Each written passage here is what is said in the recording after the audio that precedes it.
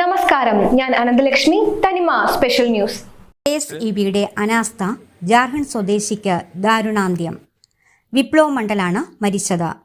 Maranallur station പരിധിയിൽ ഗോവിന്ദമംഗലത്ത് സന്തോഷിന്റെ വീട്ടിലേക്കുള്ള post സ്ഥാനം മാറ്റിവെക്കുന്ന ജോലികൾ നടന്നുവരികയായിരുന്നു.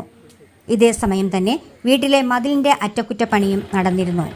ഈ സമയമാണ് അപ്രതീക്ഷിതമായി ജാർഖണ്ഡ് സ്വദേശി തെറിച്ചു വീണത്. ഇതോടെ സമീപത്ത് ഉണ്ടായിരുന്ന KSEB ജീവനക്കാർ വൈദ്യുത ഫീസും മറ്റും വിച്ഛേദിച്ചു. തുടർന്ന് ആശുപത്രിയിൽ എത്തിച്ചുവെങ്കിലും ജീവൻ രക്ഷിക്കുവാൻ ആയില്ല. അതേസമയം ഷോക്കേറ്റത് അല്ല എന്ന നിലപാടിലാണ് KSEB.